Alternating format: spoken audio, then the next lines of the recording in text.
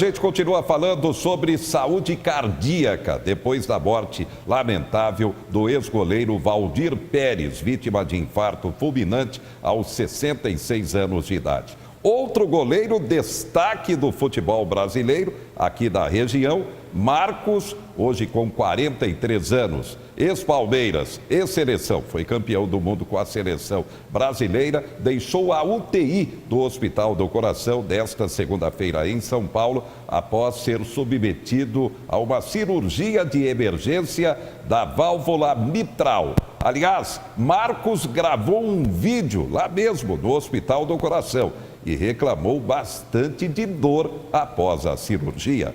Acompanhe. Hoje eu estou aqui, vou mostrar para vocês como é que ficou aqui o trem.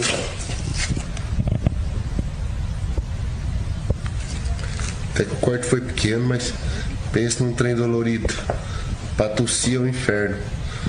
Mas não enchei, nada, tá tudo beleza. E a dor, cada dia que passa, diminui. Beleza? Bom domingo para vocês aí. Fica com Deus. Tá aí, o Marcos vai se recuperando.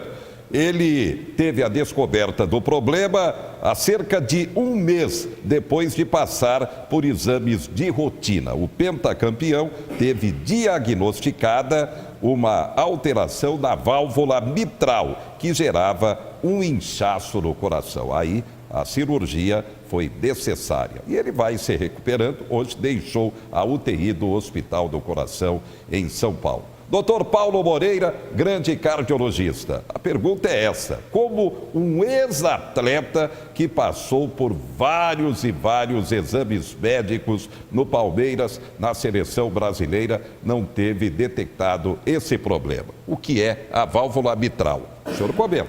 A válvula mitral é uma estrutura, é uma válvula que fica entre a aurícula esquerda e o ventrículo esquerdo.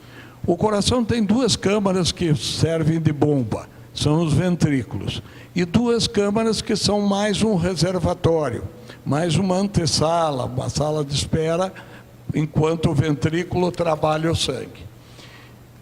As aurículas contraem, depois os ventrículos contraem.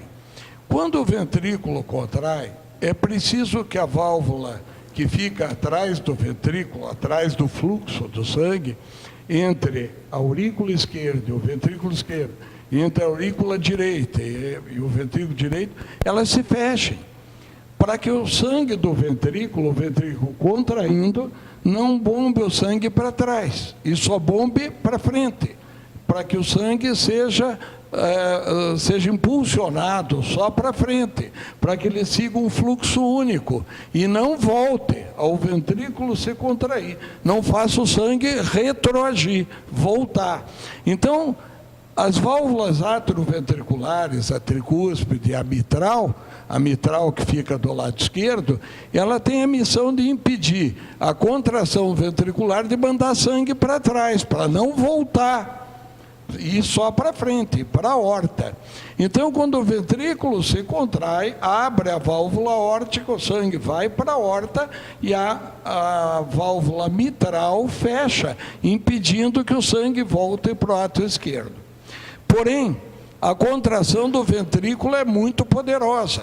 Quem tem 12/8 de pressão tem 120 milímetros de mercúrio de pressão dentro do ventrículo esquerdo. Isso é pressão forte, é a pressão que vai impulsionar nosso sangue dentro da rede arterial sistêmica, para o corpo inteiro.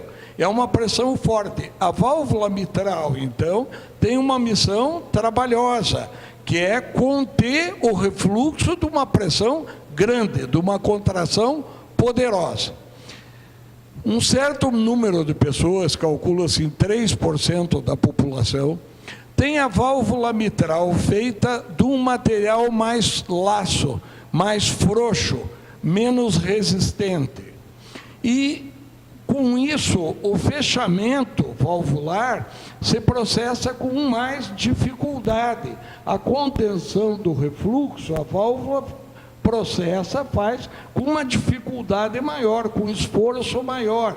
E a válvula é distendida um pouco, sofre deslocamento anormal da sua posição. pelo esforço sob a pressão que força para refluir, para conter. Como a válvula tem um tecido mais frouxo, ela mostra esse esforço, ela se desloca, ela se distende num sentido anormal e, por exemplo, no ecocardiograma, que é o exame por excelência para diagnosticar prolapso, a gente diagnostica com facilidade o prolapso de válvula mitral. Bom, esse prolapso é uma doença benigna, porque na grande maioria, mas na grande maioria mesmo, em números superiores a 90%, ela não leva à ruptura da válvula ou dano importante da válvula. Mas certos prolapsos de mitral, em certos prolapsos de mitral, num certo número pequeno, eles sofrem degeneração mixomatosa. Aquela válvula que tem o tecido um pouco anormal, não aguenta o rojão, não aguenta segurar o refluxo, e a válvula sofre degeneração mixomatosa. E a válvula se rompe, se deteriora e leva ao despedaçamento da válvula e à insuficiência mitral. Então, essa válvula torna-se insuficiente. E daí precisa ser operada e trocada a válvula. Mesmo assim, de um modo geral, embora uma doença grave, a insuficiência mitral é uma doença tratável perfeitamente por troca de válvula. Pode trocar por válvula biológica, por válvula metálica, e o Marcos deve ter um prognóstico bom e um prognóstico longo, anos de vida bastante pela frente. E a nova válvula dura muitos anos, não é? Então, a metálica mais, a biológica um pouco menos, mas esse menos é relativo, em média aí nos 10 anos, não é? Geralmente troca-se por uma válvula de porco, etc. Existem vários materiais biológicos para a gente trocar. Como é que não notaram quando ele jogava? Bom, quando ele jogava, certamente a válvula não tinha deteriorado, não tinha insuficiência mitral. É provável que ele tivesse o prolapso, porque o prolapso é congênito, é o material que a pessoa é feita, mas que a válvula, o prolapso fosse competente, que o prolapso não se acompanhasse de ruptura, que aconteceu depois, talvez depois que deixou a profissão, de jogar, tudo isso. Pode ser também. Agora, não dava para ver o prolapso? Dava, geralmente dá para ver. Com um simples ecocardiograma, que certamente jogador de futebol passa por isso muitas vezes, por exames, por ecocardiograma, pode-se descobrir o prolapso. Provavelmente, imagino eu, que dava para ter descoberto, porque é uma coisa, é um material de que ele é feito. Então, geralmente, cedo na vida dá para perceber. O que talvez aconteça é que um jogador que vale um dinheiro muito grande, ele tem o valor econômico, o que ele gosta, o que ele sabe fazer, se destaca, ídolo do Palmeiras, imagine afastar o Marcos por causa de um prolapso que ainda está competente. Se fizesse o diagnóstico, isso deve ser muito considerado para ver se falam sobre isso ou não, porque a possibilidade de fazer mal não é imediata, é uma possibilidade futura. Não é como uma miocardiopatia hipertrófica, que o jogador tem risco de vida na hora, desde que tenha, uma displasia ritmogênica de ventrículo direito, que ele não pode jogar bola, que ele sofre mais risco de vida, um síndrome de Quetelongo, de Brugada, doenças que impedem de jogar. O prolapso não. O prolapso, enquanto ele é competente, ele permite que jogue, só que ele tem uma certa probabilidade de, no futuro, poder degenerar a válvula. Muito bem. Obrigado ao médico cardiologista Paulo Moreira. Com certeza, depois desse susto da população, ex-atletas tendo problemas cardíacos, a morte do Valdir Pérez, a cirurgia do Marcos, muita gente vai procurar os consultórios de cardiologistas para exames. E o alerta fica: cuidado com a obesidade, sedentarismo, ritmo de vida, cigarro, bebida alcoólica, como comentou o doutor Paulo Moreira. E a gente continua falando sobre saúde. A incidência do câncer é cada vez maior na população brasileira. E as mortes também. Grande notícia na área da saúde em Marília. A Unimar, Universidade de Marília, anuncia o Hospital do Câncer, Hospital de Oncologia. O projeto, inclusive, já foi apresentado pelo próprio reitor Márcio Mesquita Serva. Você vê aí na imagem agora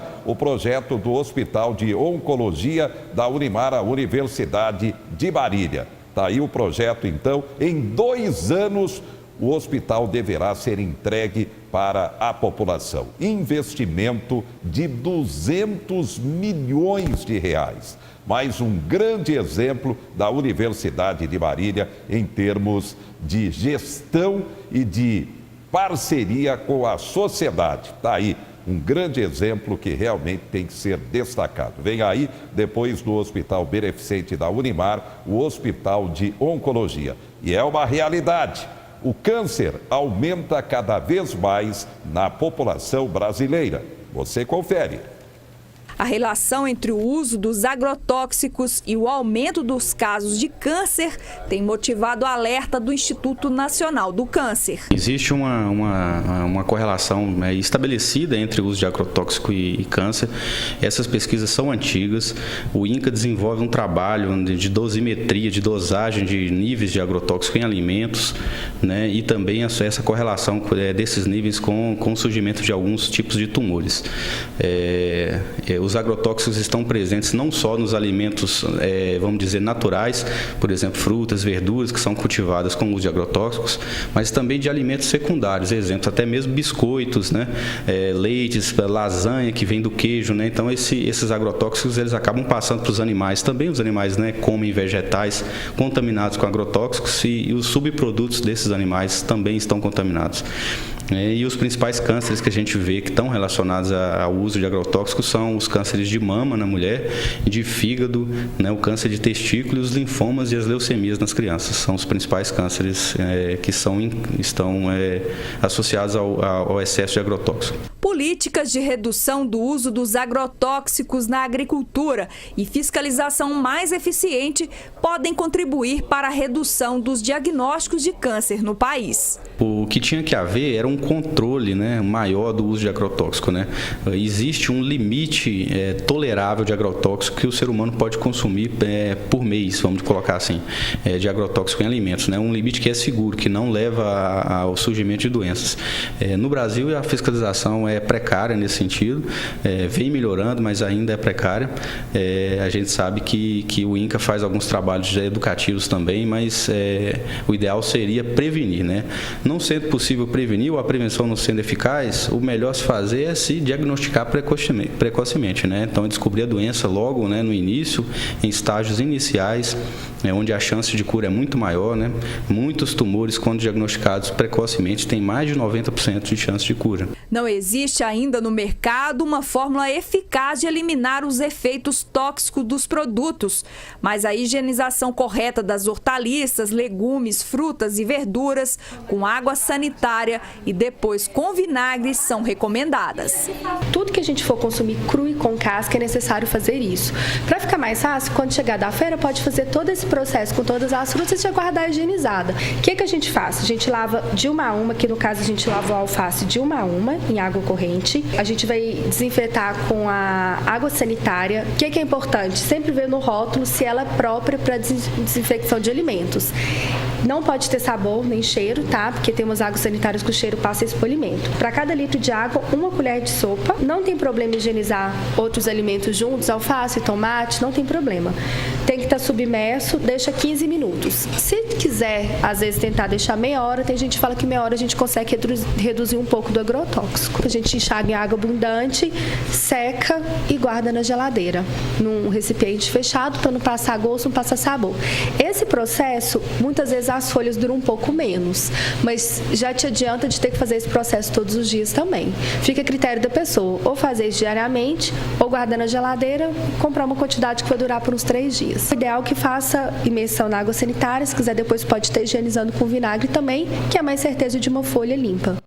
Tá aí, é mudança no ritmo de vida também. Destaques: governo federal lança PDV, programa de demissão voluntária, e a meta é demitir 5.000 funcionários. A Azul, a empresa aérea que atende Marília, tem mudança do seu presidente. Dívida pública brasileira avança para 3.350 bilhões. Reajuste no preço do combustível. O mercado estima alta da inflação de forma imediata, como a gente já debateu aqui. Você tem veículo, placa final 4? Atenção, dia 31, último dia para o licenciamento. E dia 31, segunda-feira, último dia para sacar o dinheiro das contas inativas do FGTS. Daqui a pouco vem aí importante festa das crianças no Comerciário Zoom. A polêmica farmácia da Zona Norte e a cultura africana em destaque.